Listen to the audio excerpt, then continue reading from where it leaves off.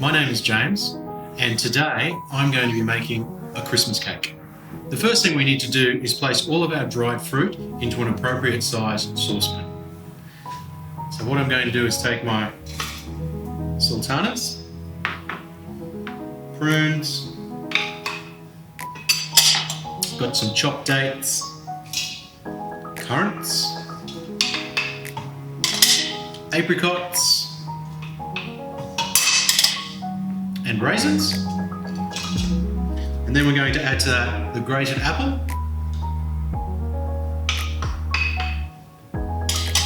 brown sugar, butter,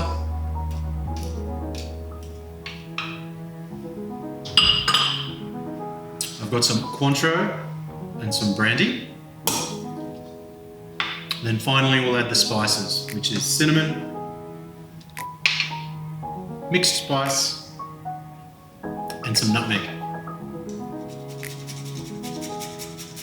What we do now is heat these ingredients on induction setting 6. We're going to melt the butter and we're going to bring these ingredients up to a simmer.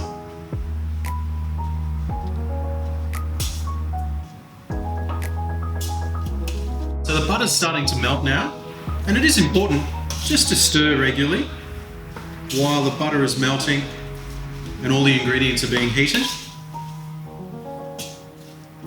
Okay, the butter is now melted and the fruit mixture is being simmered. It's probably been cooking for about 8 to 10 minutes, and I've probably stirred it around 2 to 3 times during this duration. Now what we do, we're going to add 1 teaspoon of bicarb of soda to the fruit mix. So we'll turn the heat off and we're going to add the bicarb. Now when you add the bicarb, what you will see the fruit expand.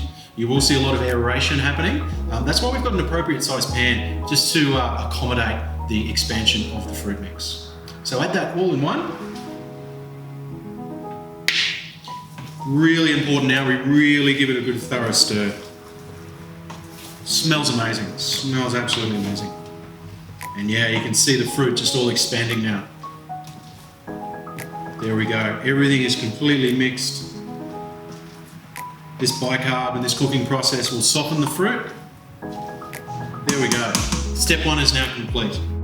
Now, what you're to do with this fruit mix is you need to let it cool.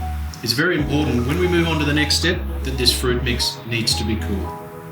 While it is cooling, what we can do is we can prepare our cake tin. So here I have a 22 centimeter round cake tin, and I've lined it with 2 layers of baking paper. And I've also brought the collar up above the top of the tin by about 5 centimetres. Now the reason we use 2 layers of baking paper is to prevent the outside of the cake actually starting to dry and burn during the cooking process. And the reason we have the collar going 5 centimetres above the cake tin is to actually reduce the amount of browning that the top of the cake will display. Also, what we can do now is we can preheat our oven. What I'm going to do is I'm going to preheat the oven on conventional heat, and I'm going to set a temperature of 130 degrees.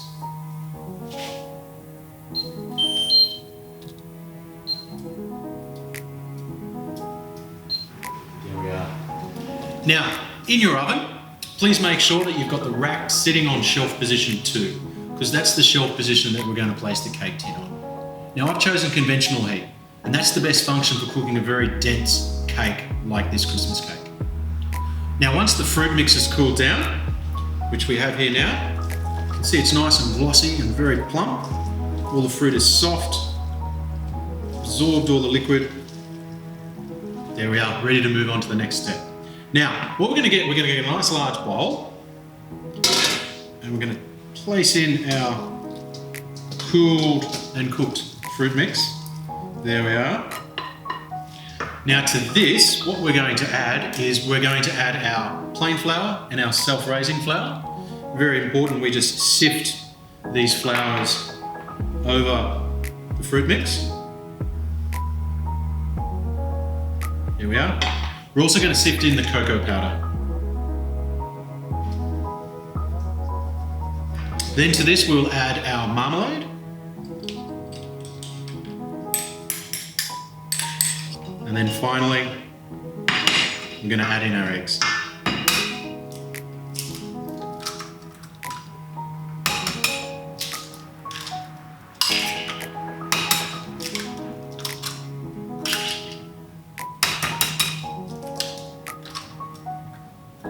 And then we stir thoroughly to combine all these ingredients. This is why you need a big bowl now. So we're just going to stir lightly to start with. If you go in there a little bit too vigorously to begin, you will wear some of the flour. So yeah, just mix so lightly. Break those eggs up. Let's get everything combined. We don't want any dough balls within here. So there we go. I nearly wore a bit of flour. I'm choosing to use a wooden spoon for this. You could use a spatula as well. I'll probably go to a spatula when I get all the mix out and put it into the cake tin. Let's make sure we get it all from the sides as well. There we go. So I don't know if you can see this here. Let's have a look at the texture. It's quite a firm texture. Now we need to very carefully place this into our prepared cake tin. All right, I'll just move to a spatula now. I'm just going to use the spatula just to get all the mix off my wooden spoon. And then I'm going to just start to spoon in this mix into the cake tin. It's not a mix you can pour in, it's one that you just gently have to spoon in, a little at a time.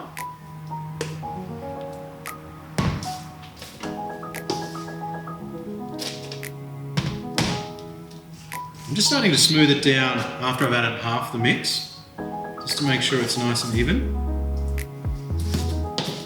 And we'll get the remaining mix into there.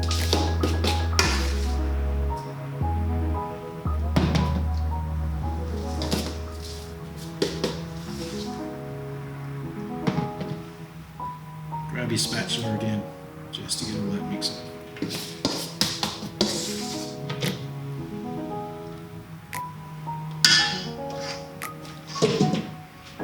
Okay, there we are. It's all into the cake tin. And now what we can do, we can get a little crank-handled palette knife, just sitting in a little bit of water. So we'll just moisten it. What we're going to do is just, with the little palette knife, we're just going to smooth over the top.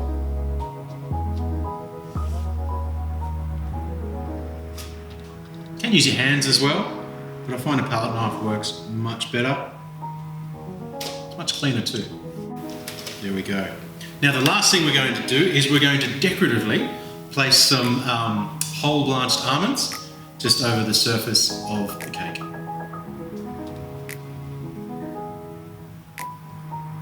There we go. All done. I think it looks very pretty. Anyway, you can choose whatever pattern you want on top of your fruit cake. I've just gone for just some circles. Looks nice. All right, so now our Christmas cake is ready to bake. And as I said earlier, it's going into a preheated oven, and I've set it on conventional heat at 130 degrees. I'm going to choose to cook it on shelf level 2.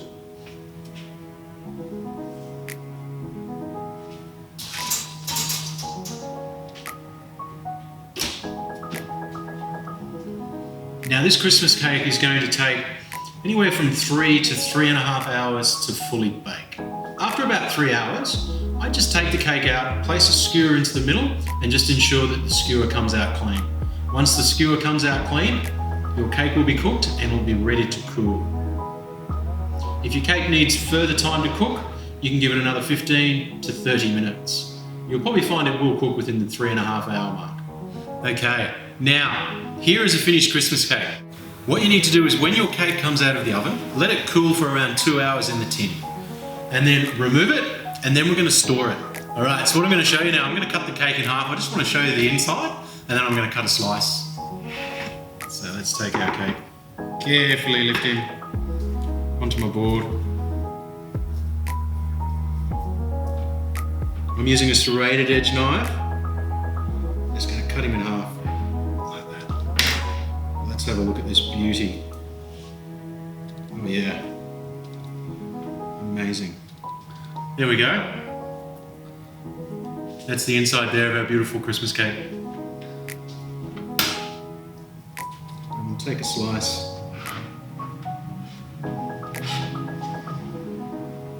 We'll take a generous slice.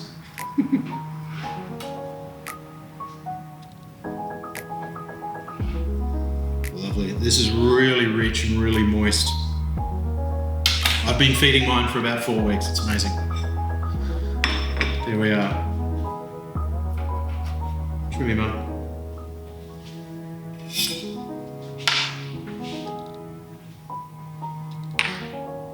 There's a nice slice of Christmas cake. Thank you for watching. We'd love you to try this recipe at home. Be sure to take photos and share on Instagram and Facebook because we'd love to follow along.